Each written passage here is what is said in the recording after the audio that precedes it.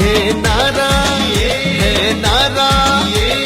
नारा सबका हमारा, नवाब यूसुफ है तालिपुर प्यारा।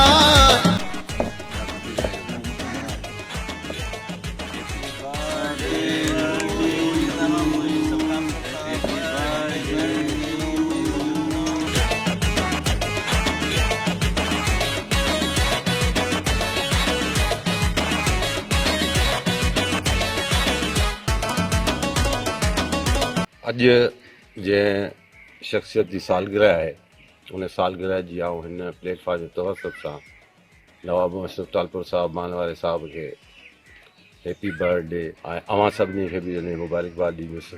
असांजो member national assembly of Pakistan Nawab Yousuf Talpur साहिबु आहे, जंहिं शहीद ज़ुल्फ़कार अली भुट्टो सां गॾु जेल बि गुज़ारिया, पार्टीअ में जदोजहद बि कई ऐं पार्टी ठाहिण वॾो किरदारु अदा कयूं।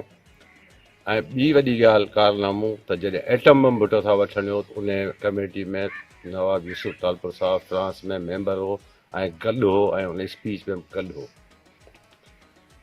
हिकु पोइ 73 जो आइन हुजे जंहिं को हिन मुल्क में पहिरियों आइन ऐं कानून आहे, अॼु बि आहे, उनखे अरोड़ो मरोड़ियो अथऊं अलॻि शइ आहे, पर अॼु बि आहे मौजूदु ऐं उन ते असांजो मुल्क हले पियो।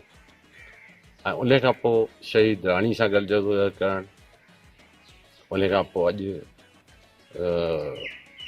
बिलावल भुट्टो साहिब सां गॾु जदोजहद करणु ऐं असांजो सलु ॿुधणु, असांखे शऊर ॾियणु, असांजो उथणु वेहणु, इहो असां ते अलाह जी महिरबानी बि आहे ऐं असांजी ख़ुशकिस्मती आहे। असीं दुआगू आहियूं त असां सभिनी जूं उमिरि नवाब यूसुफ तालपुर खे ॾेई छॾे, उनखे कॾहिं को कोसो वाह न लॻे। त नवाब यूसुफ तालपुर साहिबु हाणे हिकु यूनिवर्सिटी आहे ऐं असां सभु शागिर्द आहियूं। असां हुन यूनिवर्सिटी में दाख़िला वरिती आहे पुराणी वक़्त खां, ऐं उन खां सिखूं, उन खां वधायूं। त असां नवाब यूसुफ तालपुर जहिड़ी शख़्सियतूं मुंहिंजे ख़्याल में पाकिस्तान में को ॿ टे चंद हूंदियूं, बाक़ी न आहिनि।